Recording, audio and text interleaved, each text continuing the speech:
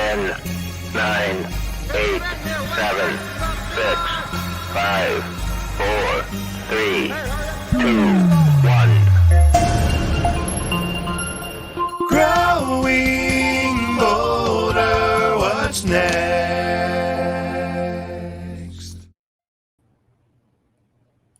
Well, hey, everybody. I'm Bill Schaefer, and this is Growing Boulder's What's Next. Today, we've got something a little bit unusual for you that I think you'll find pretty interesting. I know I do. I think this was a great topic to dive into. It's going to be interesting, probably entertaining, and absolutely enlightening as well. Earlier this week, on March 8th, we all celebrated International Women's Day. It was just part of Women's History Month. I'm sure you've heard a lot about it this whole week, but not quite. You're going to hear about it now. That's the thing about Growing Bolder. No matter what's going on in the news, in your community, in society, you can always come here to find the Growing Bolder take on it. Sometimes it's way different too. Sometimes it's more subtle, but it's always life-affirming. It's always heartfelt and always empowering. So what are you getting at, Bill? What are you trying to say? Well, coming up, you're going to meet three amazing women, truly unforgettable women, who will make you laugh, who will surprise you, and who will help inspire you, who really define the best qualities in us all. They're not celebrities, they're not big shots, and really, none of them could believe we even wanted to talk to them in the first place to hear their stories, but it's one of our favorite themes because for the most part, they're just like the rest of us. They're the types that we can all aspire to be. We here call them ordinary people who've lived extraordinary lives. And it is so motivating because you can see that if they can do it, we can do it too. So what am I talking about? You're going to meet three women, very different women that came from different backgrounds. They faced different hardships, and really none of them had any idea how interesting and inspiring they really were. Now, I said were because all three have passed on, but again, that's the beauty of Growing Bolder. The things that you did here, the legacy that you left continues on, doesn't stop because you're no longer here. We can all be inspired by the people that have come before.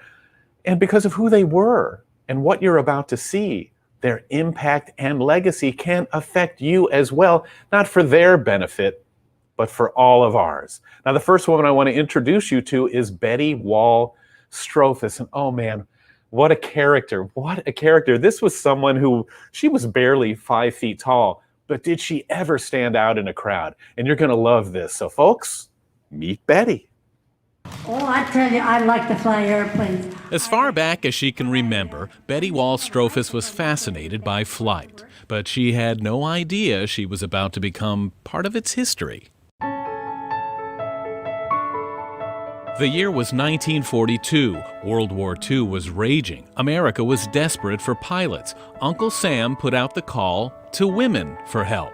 Out of the 25,000 who responded, just over 1,000 actually earned their wings as Women Air Force Service Pilots, or WASPs. Betty Wall was one of them. How'd a nice girl like you end up doing what you did? Well, we had a lot of nice girls in the service then. Did people look at you funny, look at you different? Thought I was crazy. Well, fly airplanes, why women don't fly. I said, women do fly. We could fly anything they had. We flew 77 different types of aircraft. Not me alone, but our group. We flew 77 different types of aircraft. How good were you, Betty? Oh, I was good. Well, you see, I like to fly, and I don't mean to brag. I was very lucky that I was able to do this work because I love to fly airplanes. Many times she found herself engaged in some pretty fierce training battles against the men. How'd you do? Well, I did pretty good. Scared to hell of them. They didn't like you, did they? You showed up a lot of fellas. Well, you know, the only thing is I wanted to show them that I could handle the airplane. They were very skeptical. I understand. We were the first women to fly those aircraft, and they weren't sure that they liked having us flying them, and I understood that. But I showed them I could do it, and I tried to do it in a nice way so they would like me afterwards. When the war ended, Betty put that part of her life behind until a simple incident 3 decades later reawakened her fighting spirit. lived in Mesa for a while. It was in the 70s, and I have a jacket with a B-17 on the back, a beautiful B-17. And there was a fellow behind me, and he says, "Oh, your husband flew B-17s during the war." And I says, "No, he didn't. I flew B-17s." "Oh," he says, "You did not." I said, "I'm not going to argue with you. I'll just tell you that that's what I flew during the war." There were a lot of people who didn't know of the women pilots in World War II. You see, WASPs were never considered an official part of the military. In fact, the families of the 38 who gave their lives had to pay to have the bodies shipped home. Betty and many others believed that full recognition, even decades later, was worth fighting for, to honor the sacrifice, to document the contribution, and to legitimize the legacy of the WASPs in World War II. Once again, Betty had a mission. With the precision of a fighter pilot, she set her sights on Washington. And you were one of the people that went to Congress Yes, I and was fought one. There for were 7 of us. fought for recognition Yeah. for the women. Yeah. How do you feel about that, Betty? Well, I feel good about it because then they did we did get recognized as veterans. I don't care. It was 35 years later. They let me fly airplanes. That's what I liked about it. She still loves to fly airplanes. Recently, an Air Force pilot arranged to take her up in an F-16 fighter. She says it was he who learned the lesson when he gave her the chance to take the controls. He put his hands up and he's, "Okay, it's all yours." Oh, boy. Oh, I said, "I'll do a gentle turn to start with." I turned it like this, a 6G turn. The old G-suit blew like a balloon. He says, "Hey, take it easy. I don't have the brown bag." I said, "Honey, that's all right. You can have mine because I don't need it." Today, Betty Wall is still in demand, traveling the country, posing for photos, and keeping the legacy alive. But she's 91 years old now, and very aware that for her, time is the enemy. So many people that served with you are passing away now, and their stories are going away with them. Well, I'm so glad we have the memorial in Washington, D.C., and our girls are supposed to write in and tell their story. And if you go in, push Elizabeth Strophus, why, there you get my story. And what do you hope we remember from you? What can we learn from what you went through? That anybody can do anything they want if they work hard enough. I think that's the way it is. That's what I tell the children. I said, follow your dream. You want to do something, do it. Because it's so important for us to do what we'd like to do. And as for Betty, she plans to take to the skies and spread the word every chance she gets. Life is short enough, so I'm going to talk as long as I'm living. Where are you ever going to get a chance to meet somebody like her? Unbelievable. The energy, the excitement, everything she said was relevant. Remember when we were growing up? What was it like? You know, whenever you would see an older person, whatever, you go, "Oh, wow, he's going to be grouchy, or he's going to try to tell me about life, and what do they know?" But man, Betty got it. Betty was so much fun to be around, inspiring and empowering, and she didn't seem old-fashioned. She seemed as cool as anybody you'd ever want to meet. But Betty Wall Strophus passed away at the age of 96. But you know what? She said her later years were some of her best years, and think about that. That's the point of Growing Bolder. It's why we're here with this program, with our website, our TV show, of helping us all realize that, yes, our later years can be some of our most fulfilling, most joyful and rewarding. And Betty, her message, anybody can do anything they want if they work hard enough. It guided her for the rest of her life as well. You know, she didn't set out to do it, but she made a difference for women going to Washington. More than that, she opened everyone's eyes, and she reminded us to never judge anybody by their gender or their race or their religion. Judge people by the depths of their heart, and in her case, the sparkle in their eyes and the appreciation that they have for life. We're so glad that you guys are here today with us. I saw that Pam Jett is here. Great to see you all the time, Pam. And Patricia Bishop, every single week, Patricia is here supporting these incredible people that we bring to you. Katie Knox is here from Oakland, California, watching. And Marianne McGee really loved the Betty story, and I'm glad for that, because, man, to share a life that we wouldn't have known about otherwise. I mean, it's just, it's enriching for everybody. Katie Knox, here as well. Rebel Collins, we love when you comment here, and especially when you share these broadcasts and go to growingbolder.com, because that's what we're trying to do. You know, we're trying to let people know that your life can be as amazing as you can make it. Even when you have challenges, you can make it fulfilling and make the best of it, because the next story is about a woman that I met on her 90th birthday, and we were friends for the next 19 years. Yeah, do the math. I don't think I need to set this up too much, other than to say she's one of the most memorable people I've ever met. All she wanted to do was be a teacher. And what she ended up doing? Well, you'll see here, folks. Let me introduce you to Ruth Hamilton. Hi there. Say hello to the most clever, feisty, and unforgettable person you'd ever want to meet. Ruth Hamilton always knew how to get a laugh. Well, I want to know what the H is going on in here. And how to shine in the spotlight. But anyway, it looks to me like it's somebody's birthday. And she is about 200 years old. 109, actually. 109 remarkable years that began back in 1898. She was educated in a one-room schoolhouse, got pretty good grades, as you can see in this report card, and developed a lifelong passion for learning. She graduated in 1916 and became a teacher. She knew instinctively how to connect with her students. You know, love is everything. When you love a child, he'll give you everything he's got. It's so wonderful. You don't need money.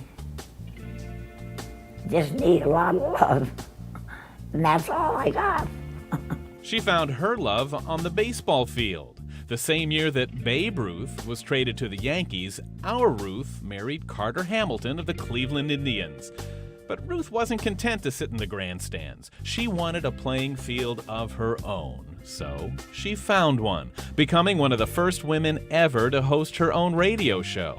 And in 1937, it brought her face to face with Adolf Hitler. You actually saw Adolf Hitler? Yes, I could have shot him. She used her show to try to warn the world. Time after time, and nobody paid any attention. And I still got goose pimples. I saw the man. He looked 10 feet tall. From there, Ruth taught diction to Hollywood starlets, and she became the first woman elected to the New Hampshire legislature. And I was the first woman. Oh, those were bad times. You know, the Republicans were so mad because they had been ruling for years. They thought they were never going to stop. And I changed it.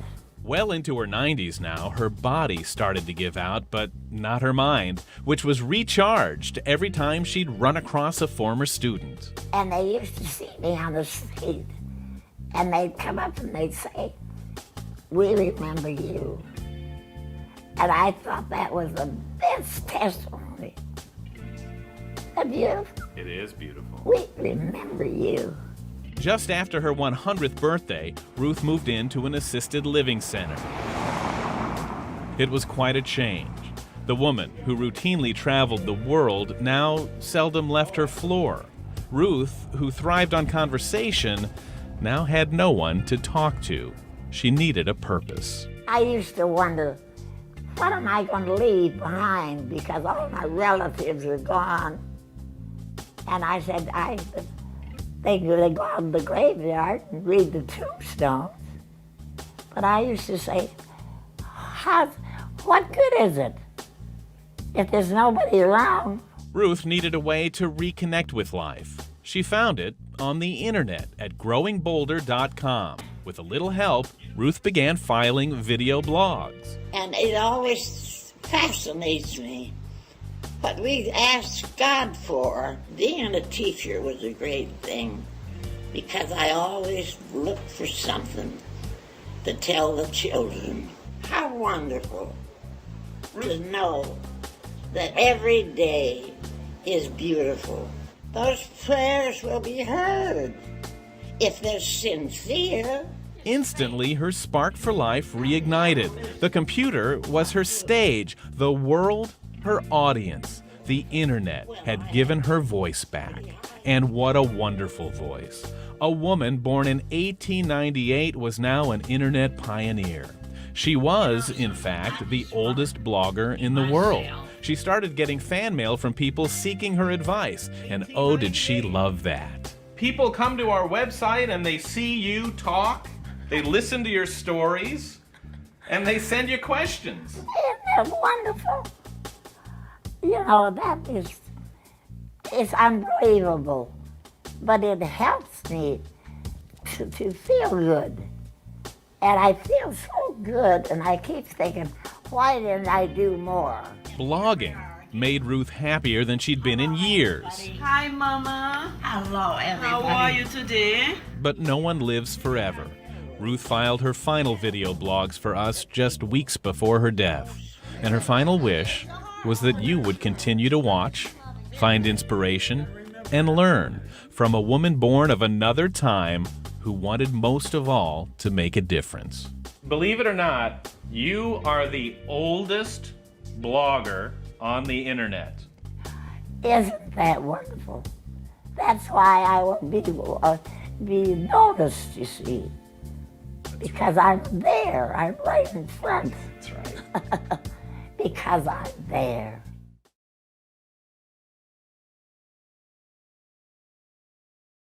Ever had the pleasure of knowing somebody that age who is that sharp? What a gift that is.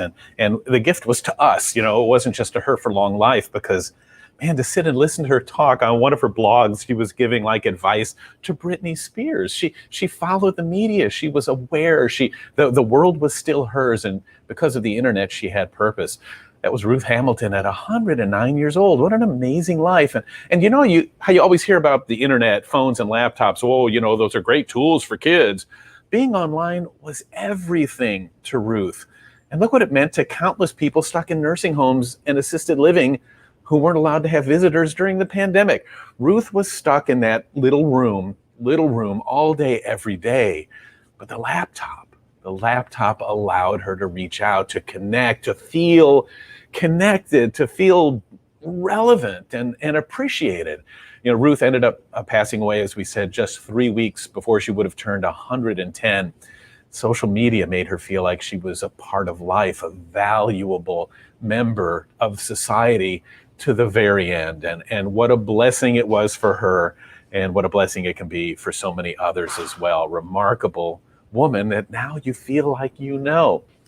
Somebody else I want you to meet, which is really cool too, is Annie Peters. You know how I met her? I was doing a story on this amazing principal of an elementary school in Eatonville, Florida, and they bill themselves as the oldest black township in America.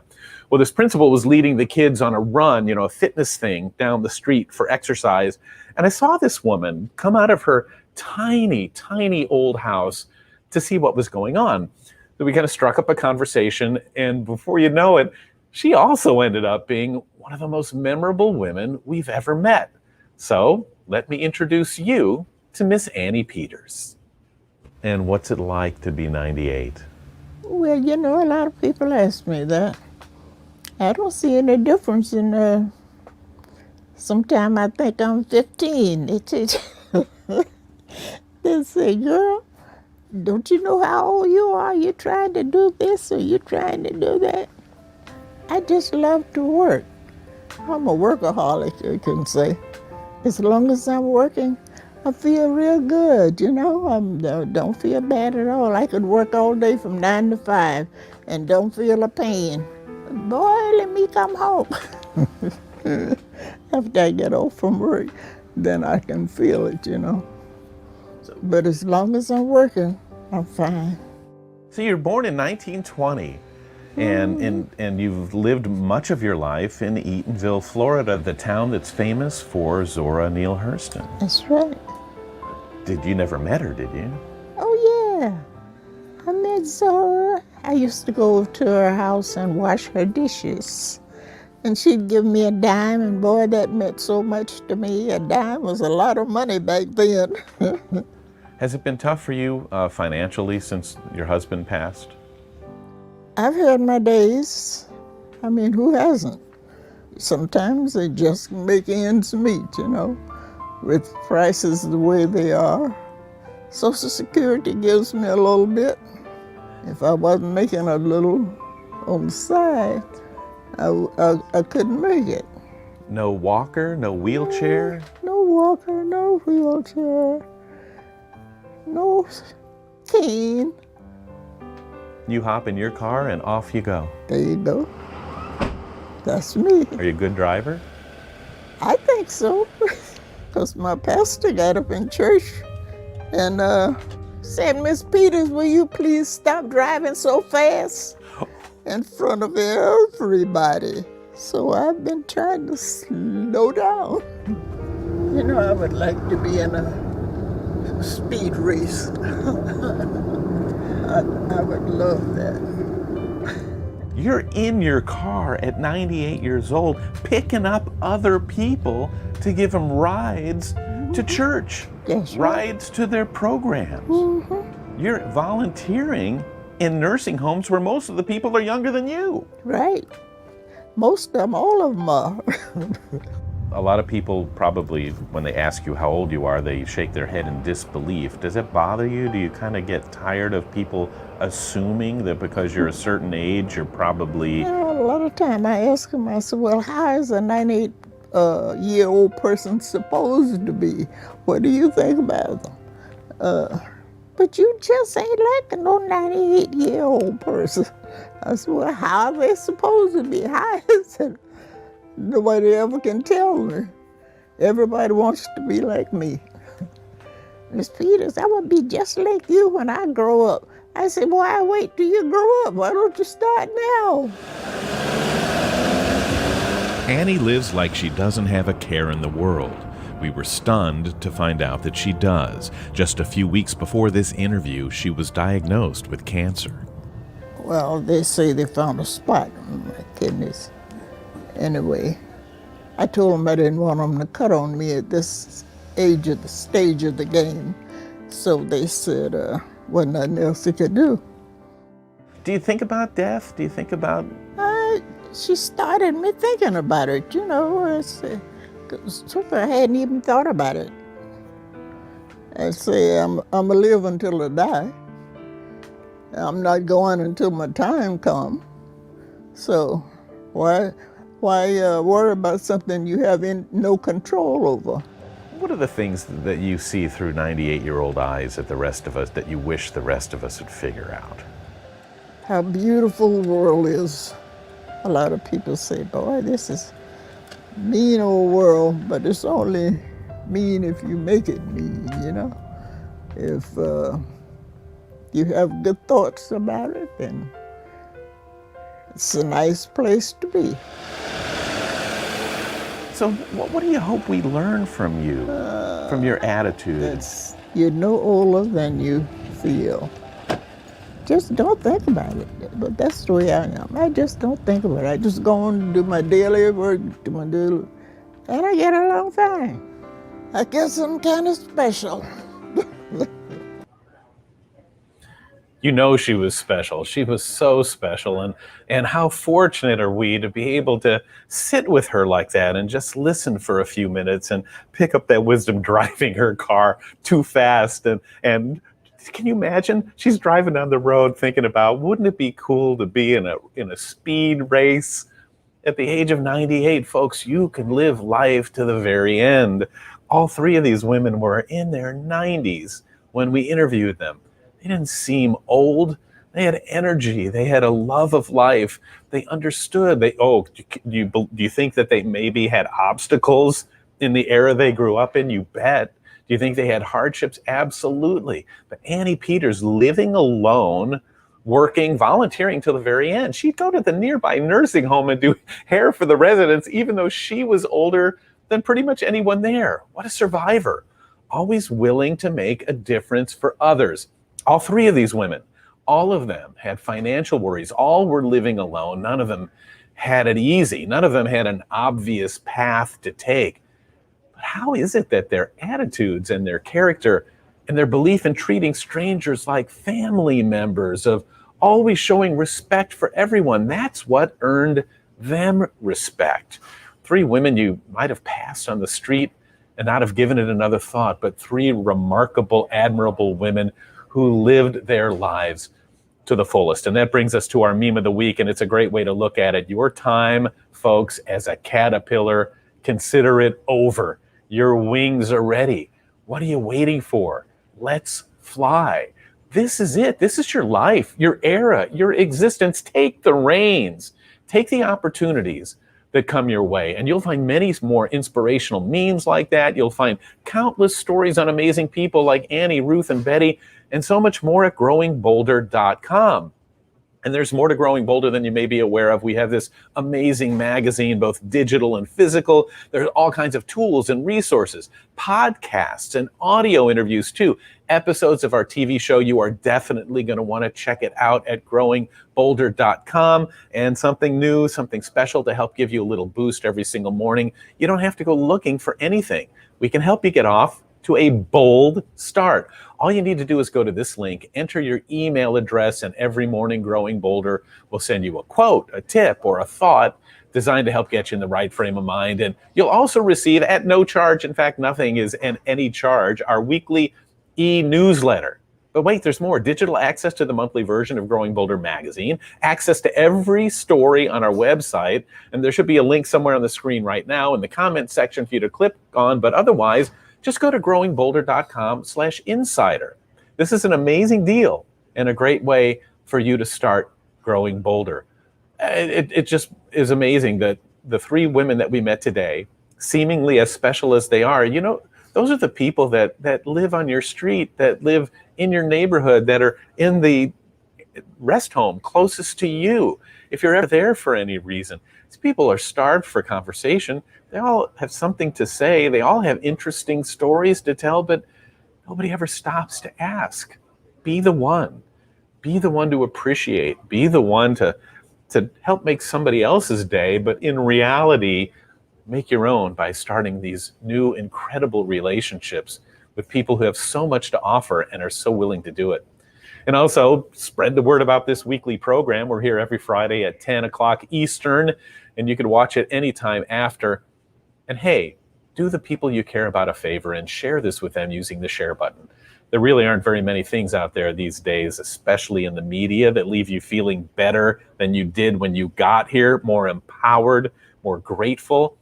And aside from that, do whatever you can to give your life purpose starting now. Make this world, make your community, make your neighborhood, make your home better than it ever would have been without you. From the smallest interactions you have on up, because that is a life well lived. What do you say? Let's get out there and start growing bolder. I'm Bill Schaefer. Thanks for watching What's Next. Growing bolder, what's next?